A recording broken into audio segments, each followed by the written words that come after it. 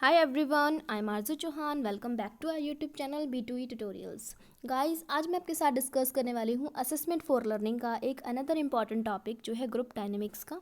बहुत important topic है guys, तो चलिए डिस्कस करते हैं ग्रुप डायनेमिक्स क्या होता है। तो सबसे पहले इसकी मीनिंग एंड डेफिनेशन की बात करेंगे। तो ग्रुप डायनेमिक्स देखिए कि दो वर्ड से मिलकर बना है, एक है ग्रुप और दूसरा है डायनेमिक्स।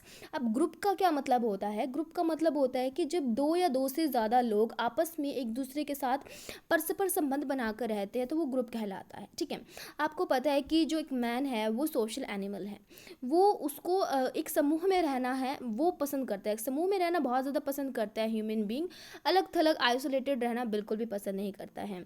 आपको पता है ह्यूमन बीइंग्स के अंदर बहुत सारी इमोशंस होते हैं, फीलिंग्स होती हैं, तो वो अपनी इमोशंस अपनी फीलिंग्स को दूसरों के साथ शेयर करना चाहता है, तभी वो खुश रहता है। ठीक है, तो अगर कोई अलग थलग रहता है तो आप उसको देखेंगे कि वो बिल्कुल भी खुश नहीं रहता है।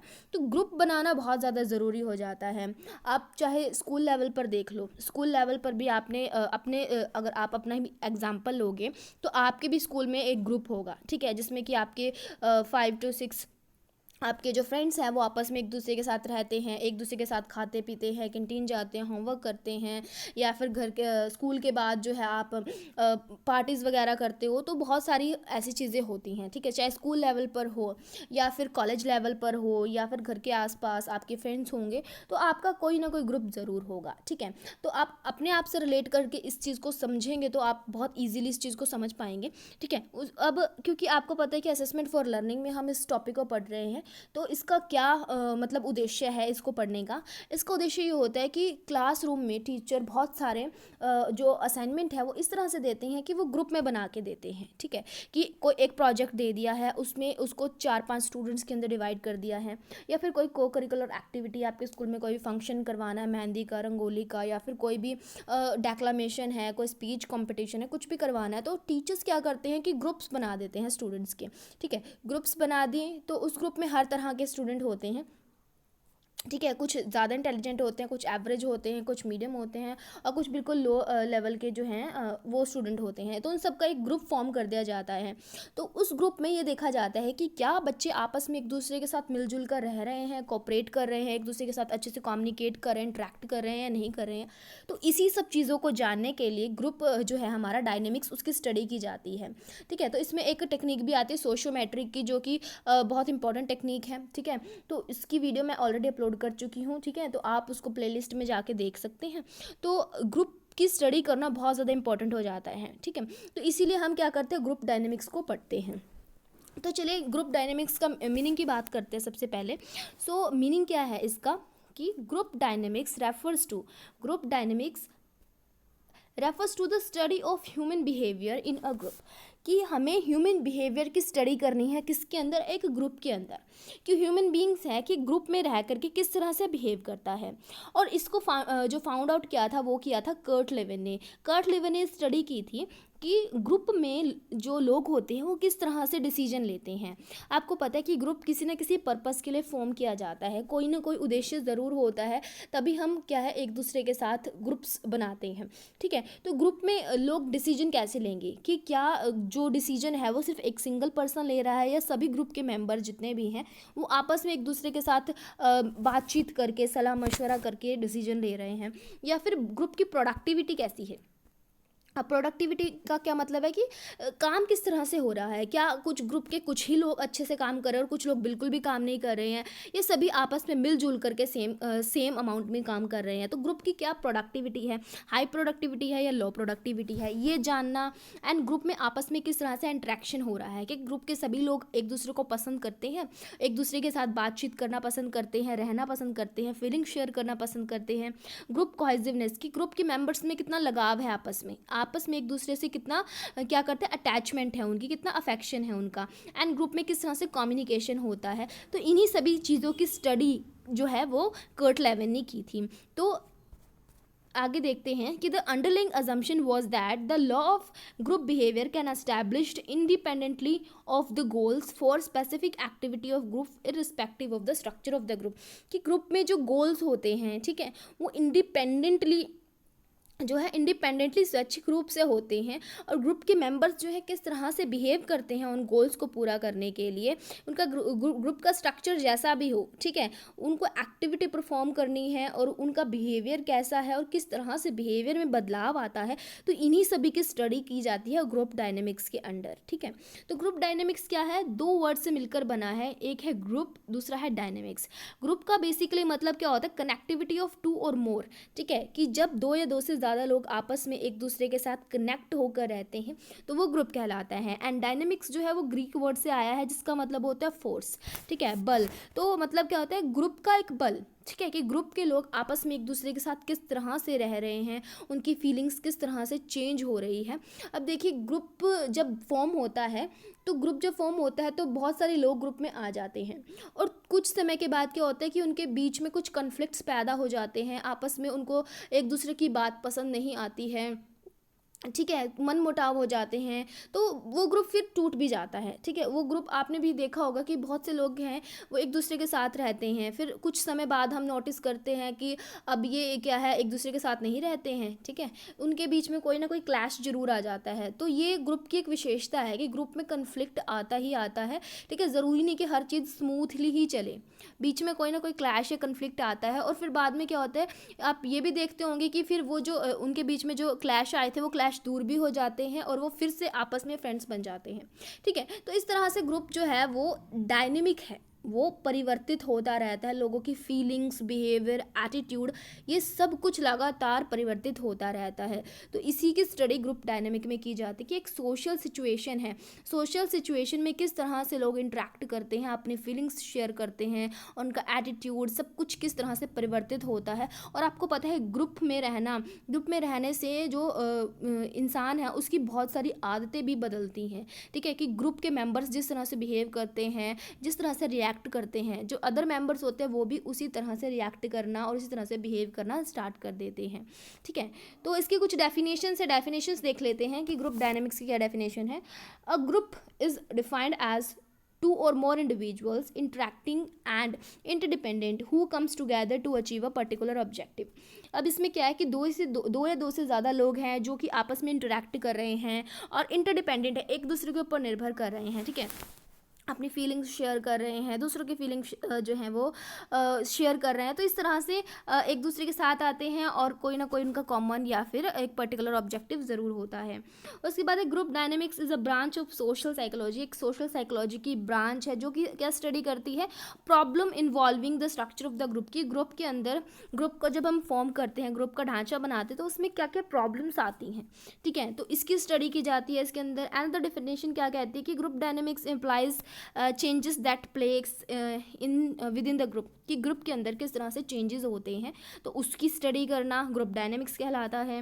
अदर डेफिनेशन है कि group dynamics is the term use to describe the psycho dynamic phenomena in a group, कि ग्रुप के अंदर क्या है कि मनोवैज्ञानिक तौर पर, साइकोलॉजिकल तौर पर किस तरह से अलग अलग सिचुएशन में, अलग अलग फिनोमेना में चेंजेस आते हैं। डायनेमिक का मतलब क्या होता है, चेंजेस आना, परिवर्तन होते रहना। ठीक है, और अनदर डेफिनेशन कहते हैं group dynamics as a field of inquiry, inquiry की फील्ड है, क्या करती है, decided to advance knowledge about the nature of the group, group की प्रकृति के बारे में बताती है, and the laws of their development and inter relationship with individuals, other groups and large institution, कि एक दूसरे के साथ लोगों के क्या परस्पर रिलेशनशिप हैं। ठीक है, किस तरह से ग्रुप फॉर्म होता है, तो इन सभी चीज़ों की स्टडी करना ही क्या ग्रुप डायनेमिक्स कहलाता है।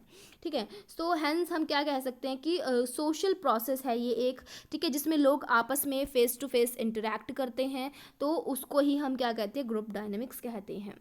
ठीक है, अब ग्रुप डायनेमिक्स में क्या होता है, ये क्या करती है, it involves influence of the personality, groups क्या करते हैं, एक पर्टिकुलर पर्सन की पर्सनालिटी को, उसके व्यक्तित्व को चेंज करते हैं। पहले अगर आप देखोगे कि बहुत से लोग ऐसे होते हैं कि पहले जो हैं उनकी पर्सनालिटी इतनी ज़्यादा खास नहीं होती है, बट जब किसी एक पर्टिकुलर ग्रुप का वो हिस्सा हो जाते हैं तो कुछ समय के बाद वो बिल्कुल चेंज हो जाता है पर्सन, उसके कपड़े पहनने का तरीका, बातचीत करने का तरीका, रहन सहन, सब कुछ चेंज हो जाता है। तो ग्रुप जो है, अगर आप एक अच्छे ग्रुप के साथ जुड़ते हैं तो आपकी पर्सनालिटी बहुत अच्छी बन जाती जाती है। उसके अपोजिट अगर आप कुछ ऐसे लोगों की ग्रुप के या संगति में पड़ जाते हैं जो कि जिनकी बैड हैबिट्स हैं, जो कि नशा वगैरह करते हैं, या फिर मतलब कि अच्छे पीपल इन द सेंस कि उनकी हैबिट्स जो है वो सही नहीं है, तो आप भी वैसे बन जाएंगे। ठीक है, तो इसीलिए अच्छे ग्रुप को ज्वाइन करना बहुत ज़्यादा ज़रूरी हो जाता है पर्सनैलिटी के डेवलपमेंट के लिए। ठीक है, and power and behaviour of on the group process, it helps group to work effectively. तो ग्रुप अच्छे से वर्क करे तो उसके लिए हर एक एस्पेक्ट बहुत ज़्यादा ज़रूरी होता है। ठीक है, ग्रुप का बिहेवियर बहुत ज़्यादा इंपॉर्टेंट होता है। अब बात कर लेते हैं नेचर या अप्रोचेज़ हैं इसकी कुछ। ठीक है, कुछ थ्योरीज हैं उनको डिस्कस कर लेते हैं ग्रुप डायनेमिक्स की। तो ग्रुप डायनेमिक्स की क्या क्या थ्योरी हैं? पहली फील्ड थ्योरी है। ठीक है, ये किसने दी थी फील्ड थ्योरी? ये दी थी कर्ट लेविन ने, जिसे क्षेत्रवाद का सिद्धांत भी बोलते हैं हम हिंदी में। ठीक है, तो ये क्या होती है क्षेत्रवाद का सिद्धांत या फील्ड थ्योरी?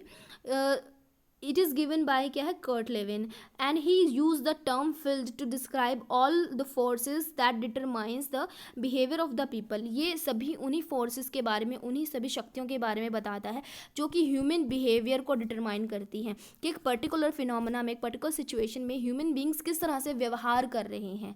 ठीक है, कोई भी सिचुएशन अराइज हो जाती है तो हम क्या उस चीज़ को पॉजिटिवली ले रहे हैं या नेगेटिवली ले रहे हैं, आपस में लड़ाई झगड़े कन्फ्लिक्ट तो नहीं कर रहे हैं। तो उस चीज़ को, बिहेवियर को स्टडी करी जाती है इसमें। एंड इसको जो है इसको क्या कहते हैं? इसको लाइफ स्पेस बोलते हैं। ठीक है, इसको लाइफ स्पेस भी बोलते हैं।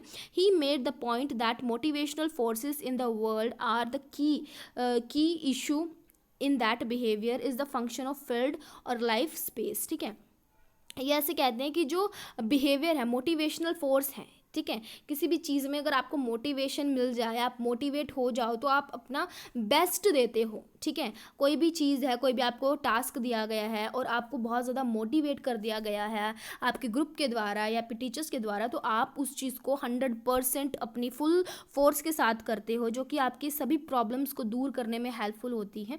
तो वो बहुत ज़्यादा इंपॉर्टेंट है। ठीक है, तो इसमें क्या है, इन्होंने फील्ड या इसको हम लाइफ स्पेस थ्योरी भी बोलते हैं। ठीक है, इतना ज़्यादा डिटेल में जाने की ज़रूरत नहीं है। ठीक है, हमारे सिलेबस में इतना ज़्यादा डिटेल में नहीं गिवन है, तो आपको बस ये याद रखना है कि इसको कर्ट लेविन ने दिया था और इसने क्या, इसको लाइफ स्पेस बोला जाता है।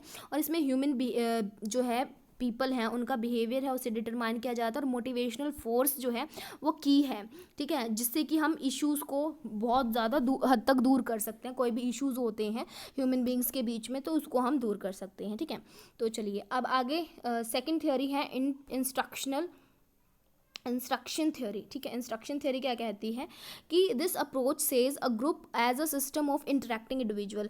ये इस तरह से देखती है ग्रुप को कि वो आपस में एक दूसरे के साथ क्या कर रहे हैं, इंटरेक्ट कर रहे हैं, आपस में एक दूसरे के साथ बातचीत कर रहे हैं।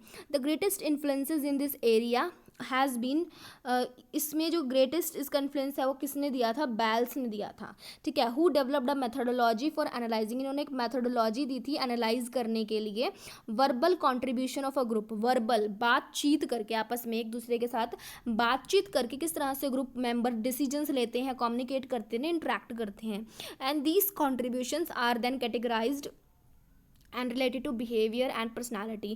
ठीक है, so Bales contends the face to face interaction, क्योंकि थ्योरी का नाम इंस्ट्रक्शनल है। ठीक है, इंट्रैक्शन किया जाता है इसके अंदर, फेस टू फेस इंटरेक्ट किया जाता है ग्रुप के पीपल के द्वारा, takes place in a group, and that these interactions are similar in any group situation and may be relevant in answering problem related values and ethics.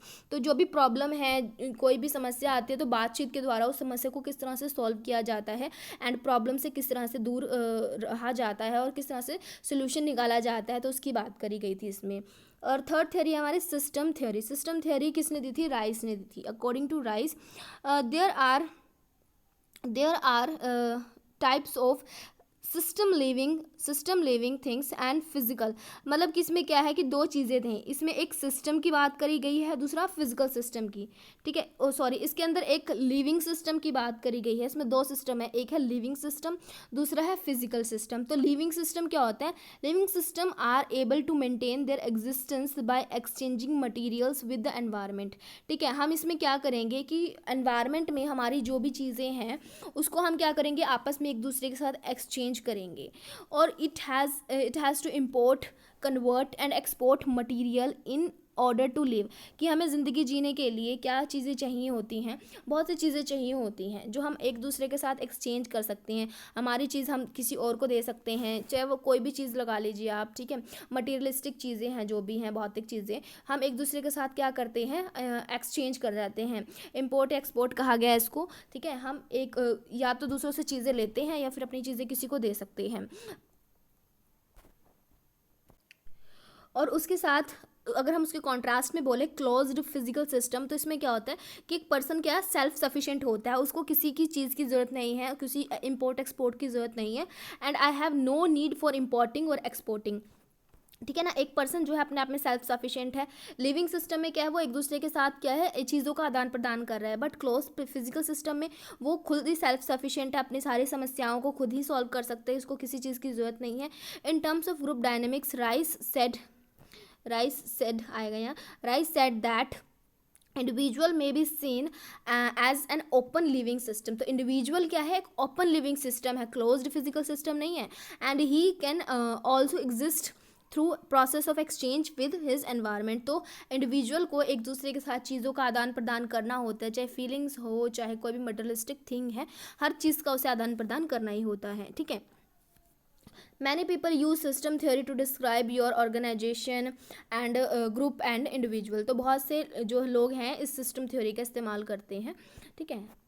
अगली हमारी theory है fourth, वो है सोशियोमेट्रिक ओरिएंटेशन। तो इसको मैं डिस्कस कर चुकी हूँ ऑलरेडी। तो सोशियोमेट्रिक टेक्निक क्या है कि this approach is primarily concerned with the interpersonal choice that binds group of people together. It originated with मोरोनो, ठीक है। इसको मोरोनो ने जो है वो ओरिजिनेट किया था। इसमें देखा जाता है कि ग्रुप में जो लोग हैं, ठीक है, वो किस तरह से इंटरपर्सनल जो है आपस में इंटरेक्ट करते हैं और किसको ज़्यादा पसंद करते हैं, किसको नापसंद करते हैं। तो इसमें हम स्टडी करते हैं। देन साइको एनालिटिक थ्योरी है, तो ये किसने दी थी, सिगमंड फ्रॉइड ने दी थी, ठीक है। तो इसमें Sigmund Freud and then advanced by others, और उसके बाद उसको बहुत से लोगों ने आगे फर्दर इसको स्टडी की थी, ठीक है। The main concept dealt with include identification. इसमें क्या मेन ये थ्योरी किस चीज़ से डील करती है कि मनुष्य के अंदर कितनी एंजाइटी है, ठीक है। एंजाइटी, कितनी टेंशन है, कितना प्रेशर है। डिफेंस मैकेनिज्म की अगर हमें कोई समस्या है तो हम उसको किस तरह से दूर कर सकते हैं, किस तरह से बचाव कर सकते हैं। एस्केपिज्म का सहारा ले सकते हैं हम, या फिर हम क्या है पोजिशनिंग कर सकते हैं उसकी। तो डिफरेंट तरह के डिफेंस मैकेनिज्म हम इस्तेमाल कर सकते हैं किसी भी सिचुएशन से बाहर निकलने के लिए। And unconsciousness, and this worked mainly involve theories and concept. तो साइको एनालिटिकल थ्योरी में बहुत सारे कंसेप्ट्स हैं, बहुत सारी थ्योरीज हैं, ठीक है। So rather than experimentation and the idea have permitted much of the work done and group dynamics. तो इसमें बहुत सारी थ्योरीज हैं जिनका इस्तेमाल करके हम ग्रुप डायनेमिक्स जो है उसकी स्टडी कर सकते हैं। बस इस थ्योरी में यही कहा गया है। उसके बाद कॉग्निटिव थ्योरी भी है एक।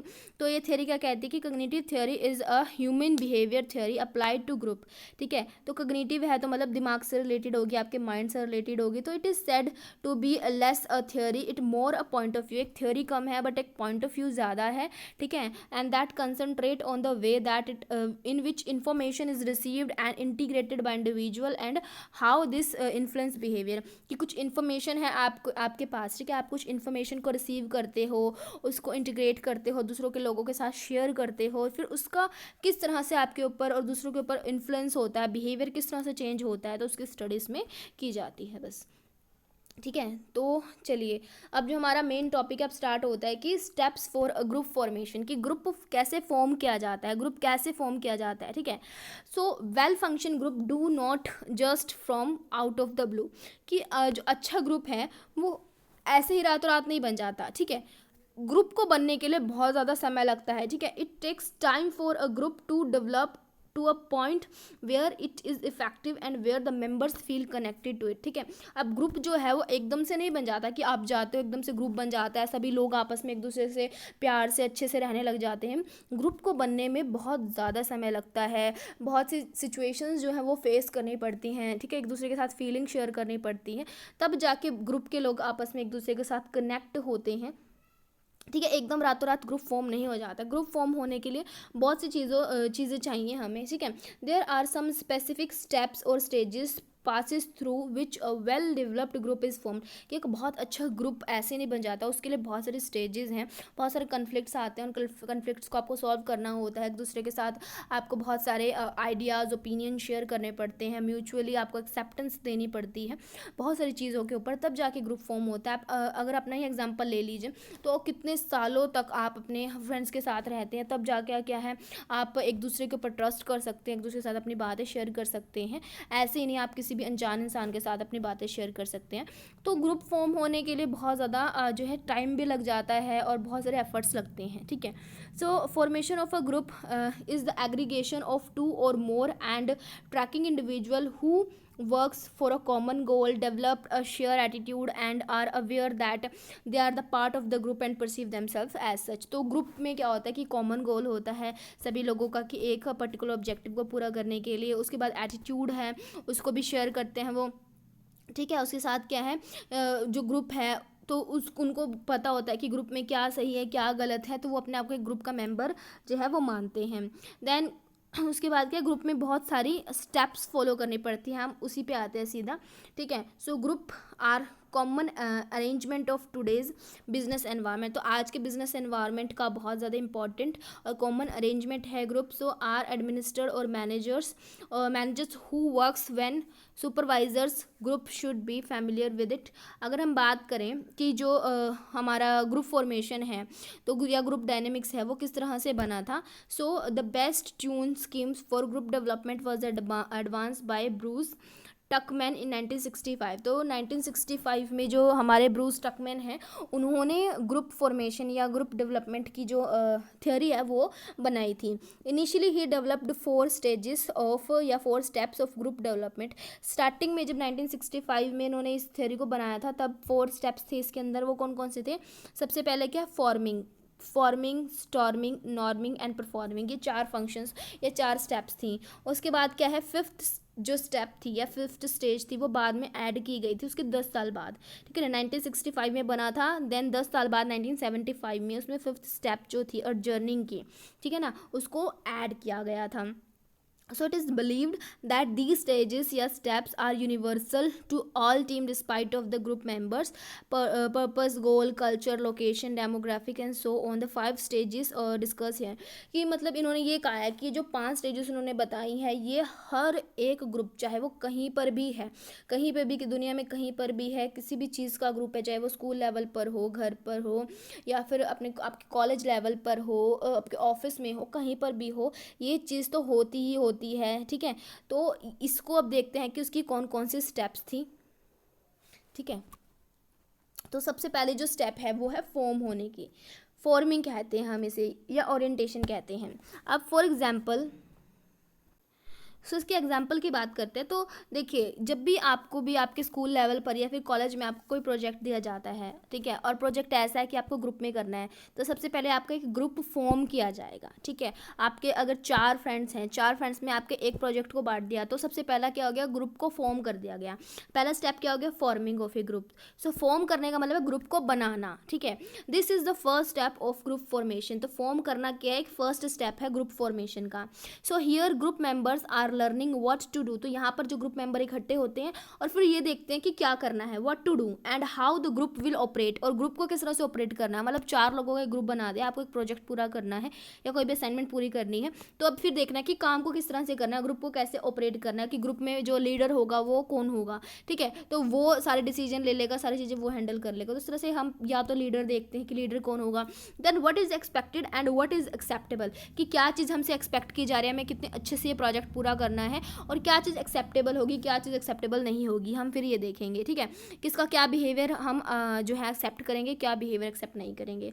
Then what is the initial stages and what is the initial stage marked by uncertainty and confusion.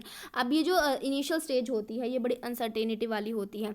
हम 4 लोगों का ग्रुप बना दिया एंड हमें नहीं पता कि कैसे काम करना है, कभी काम करा नहीं है, वो प्रोजेक्ट कभी करा नहीं है, तो अनसर्टेनिटी रहती है, बहुत ज़्यादा कन्फ्यूजन रहती है ग्रुप्स के मेंबर के बीच में भी, क्योंकि ग्रुप के मेंबर फिर एक दूसरे को मालूम नहीं जानते हैं, आपस में नहीं पता उनको कि इसका बिहेवियर कैसा है, ठीक है। तो कन्फ्यूजन हो जाती है, अनसर्टेनिटी हो जाती है। Then the structure of the group is uncertain and unpredictable. तो ग्रुप का जो स्ट्रक्चर है, जो ढांचा है, वो भी अनप्रेडिक्टेबल है, अनसर्टेन है, एक दूसरे के बारे में नहीं जानते, नहीं पता है कुछ भी, ठीक है। अगला किस बात पे किस किस तरह से रिएक्ट कर देगा, तो क्या है, फॉर्म होने में बड़ी मुश्किल होती है, ठीक है। ग्रुप को बनने में ही बहुत ज़्यादा मुश्किल होती है, और कुछ लोग तो ग्रुप बनने के बाद बिल्कुल ग्रुप छोड़कर ही चले जाते हैं, ठीक है, अपना ग्रुप ही चेंज कर लेते हैं। तो ये बहुत ज़्यादा अनप्रेडिक्टेबल है, अनसर्टेन है, ठीक है। सो leadership can not be implemented effectively. अगर कोई किसी को लीडर बना दिया तो दूसरा पर्सन उसकी बात ही नहीं सुनता कि भाई आप कौन होते हो हम मुझे ऑर्डर देने वाले, तो लीडरशिप भी अच्छे से इम्प्लीमेंट नहीं हो पाती है, ठीक है, इस स्टेज पर। उसके बाद अगर इसकी करेक्टरिस्टिक्स की बात करें स्टेज की, तो वो क्या है कि group members look to the leaders direction. की जो ग्रुप मेंबर हैं वो आपस में एक दूसरे को भी नहीं जानते हैं, अच्छे से नहीं जानते, तो वो क्या करते हैं कि चलो काम तो करना है, प्रोजेक्ट मिला है, प्रोजेक्ट पूरा करना है, तो ग्रुप के जो लीडर है, जो लीडर कह रहा है, चलो उसकी बात मान लेते हैं, ठीक है। तो इसमें क्या किया जाता है कि group member look to the leaders direction, leader जो भी डायरेक्शन देता है, जो भी काम करना है, तो उसकी डायरेक्शन को फॉलो करने शुरू कर देते हैं।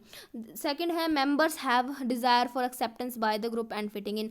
जो मेंबर्स होते हैं तो वो ये सोचते हैं कि चलो ग्रुप में, अब ग्रुप ज्वाइन तो कर लिया है, अब इस ग्रुप में हमें एक्सेप्ट भी कर ले लोग, ठीक है। इस तरह से बिहेव करते हैं कि हम ग्रुप में फिट हो जाएं, हमें एक्सेप्ट कर ले, desire to acceptance by the group and the fitting in, कि ग्रुप में हम फिट हो जाएं, हमें सब एक्सेप्ट कर लें।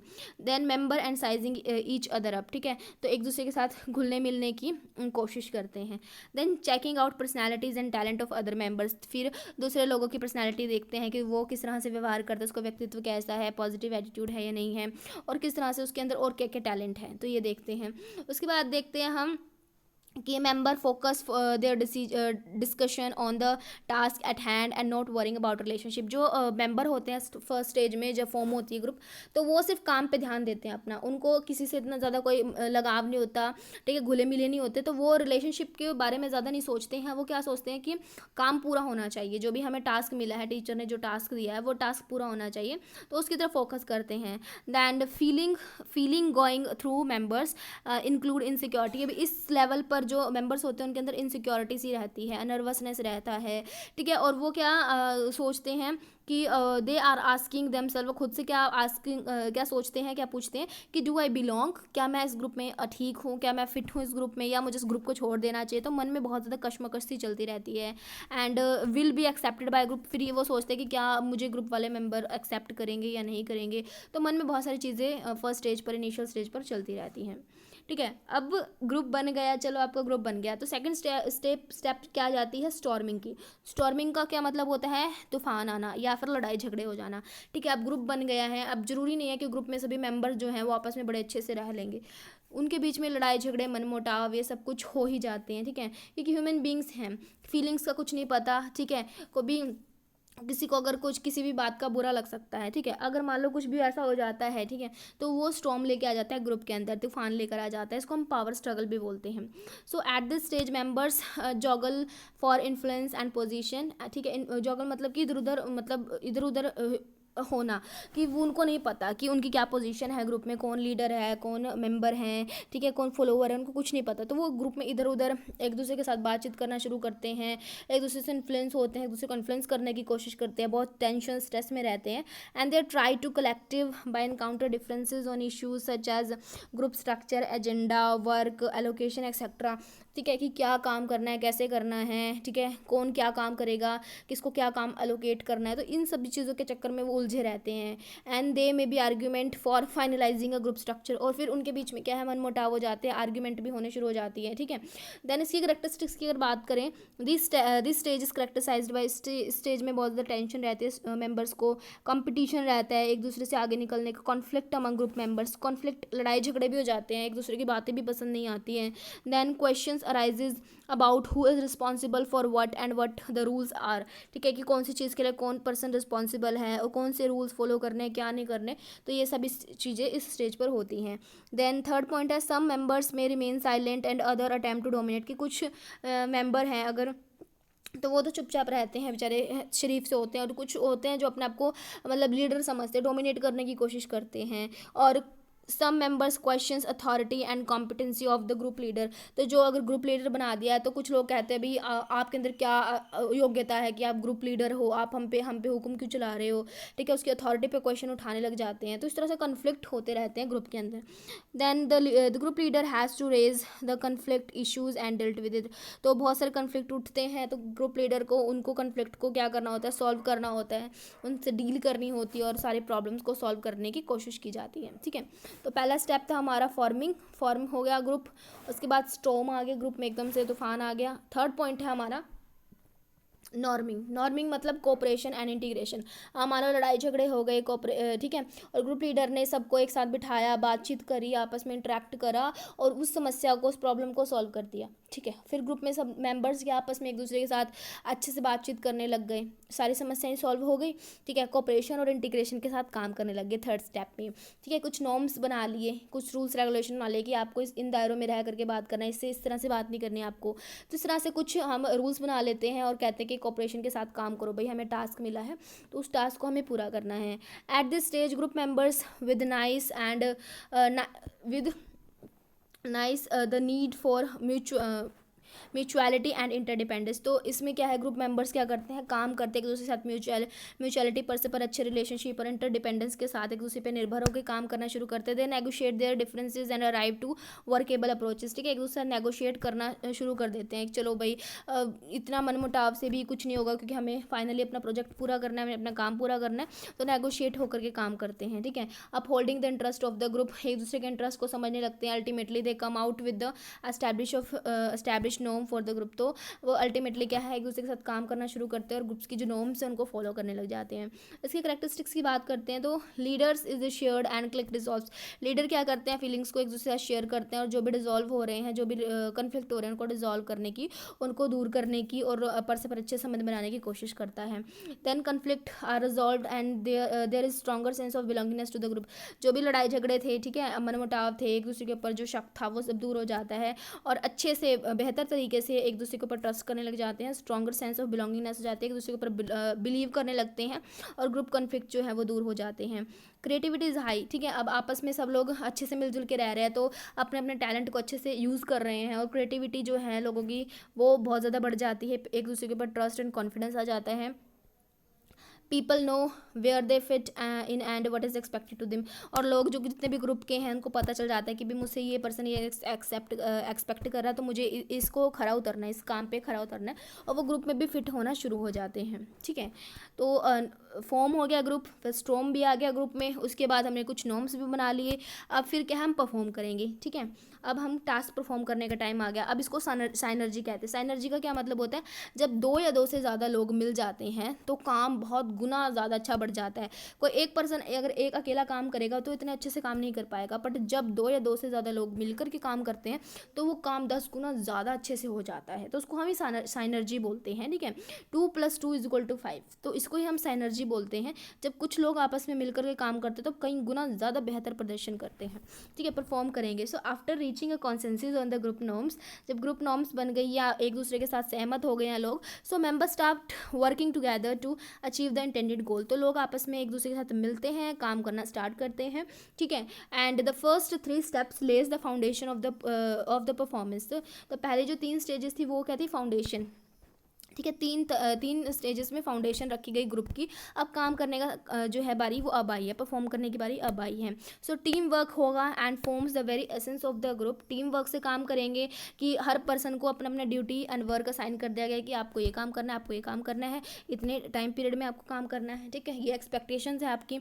सो इस तरह से काम अलॉट कर देंगे, अब परफॉर्म करना स्टार्ट करेंगे। The assigned work is completed with devotion and perseverance, ठीक है। अब जितने भी मेंबर्स हैं सब एक दूसरे को अच्छे से जान गए हैं, समझ चुके हैं, कन्फ्लिक्ट भी दूर हो चुके हैं, तो अच्छे से पूरी होल हार्टेडली डिवोशन के साथ काम करेंगे, परसेवरेंस के साथ काम करेंगे।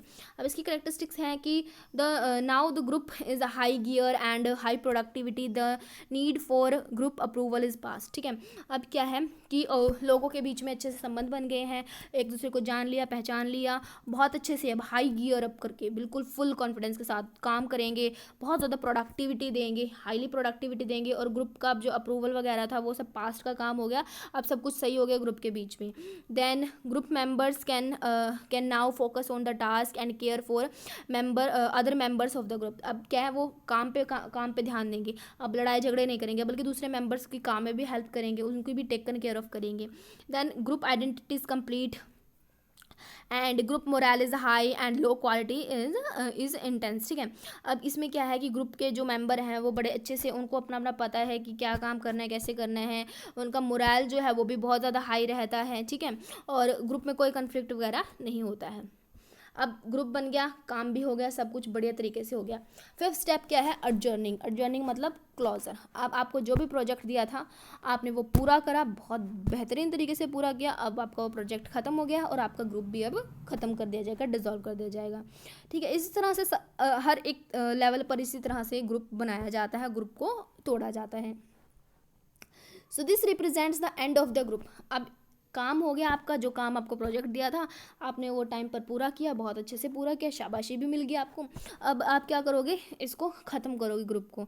ठीक है, so in this case the mission is accomplished. Mission जो था वो आपका पूरा हुआ and it is the time to disband the group. अब इस वक्त क्या होगा, ग्रुप जो है वो डिसबैंड हो जाएगा और have no composition, I have a new composition. अब एक नई तरीके से नए सिरे से काम करेंगे आप। ठीक है, all the stages starts over again. ठीक है, अब कोई नया काम मिलेगा, नया ग्रुप बनेगा, इसी तरह से दोबारा से norming, storming, performing.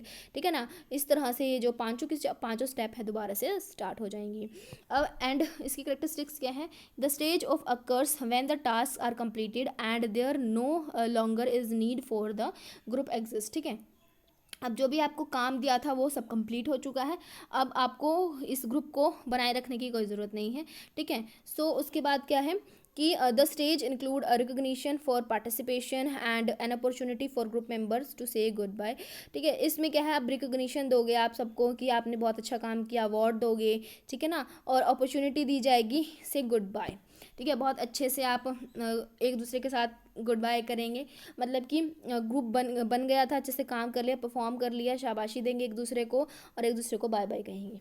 Then with the dissolving the group, new leaders are needed to take on the new task and so on, so and new group is formed। ठीक है, अब ये वाला जो आपका ग्रुप था इसको डिसॉल्व करेंगे, फिर न्यू लीडर्स आएंगे, न्यू मेंबर्स आएंगे, न्यू टास्क होगा और न्यू ग्रुप फॉर्म होगा।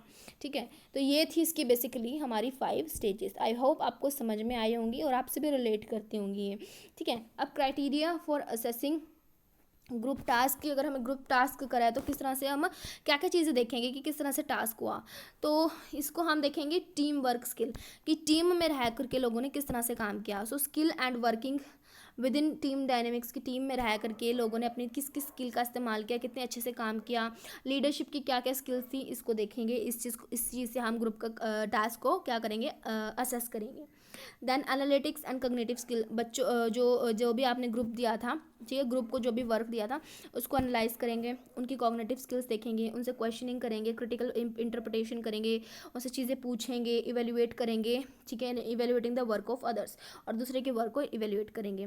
ये बेसिकली सारा काम टीचर्स करेंगे। टीचर्स देखेंगे कि बच्चों ने किस तरह से अच्छे से परफॉर्म किया, उनका टीम वर्क का स्किल देखेंगी, एनालिटिकल कॉग्निटिव स्किल देखेंगे, उनकी कोलैबोरेटिव स्किल देखेंगे, कितने अच्छे से वो आपस में मिलजुल के काम किया उन्होंने।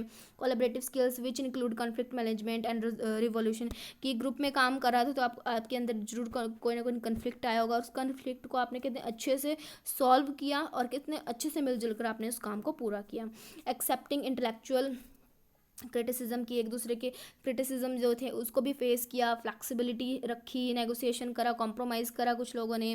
ठीक है, तो ये सब कुछ देखेंगे। Then orientation and time management skill, कि organizational and time management skill, कि किस तरह से आपने ऑर्गेनाइज़ किया सारी एक्टिविटीज़ को, टाइम को मैनेज किया और विद इन टाइम लिमिट आपने अपने टास्क को, अपने प्रोजेक्ट को पूरा करा। ठीक है, सो ये किसी भी चीज़ के ऊपर इंप्लीमेंट कर सकते हैं हम। ठीक है, किसी फंक्शन को लेकर कर सकते हैं, या क्लासरूम प्रोजेक्ट को लेकर कर सकते हैं, किसी भी चीज़ से रिलेटेड हो सकता है। सकता है।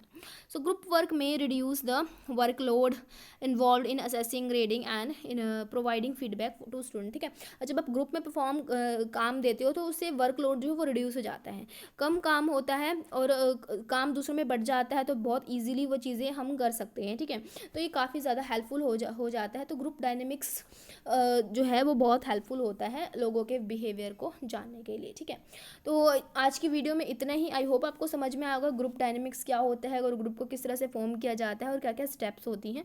तो मैंने बहुत ईजी लैंग्वेज में आपको ये समझाने की कोशिश की है। आई होप आपको समझ में आया होगा, और अगर आपको हमारी वीडियो पसंद आती है तो प्लीज़ वीडियो को लाइक कीजिए, चैनल को सब्सक्राइब कीजिए और कमेंट करके बताइए कि आपको कैसा लगा। तो मिलते हैं आपसे नेक्स्ट वीडियो में। अपना ध्यान रखिए, टेक केयर, बाय बाय।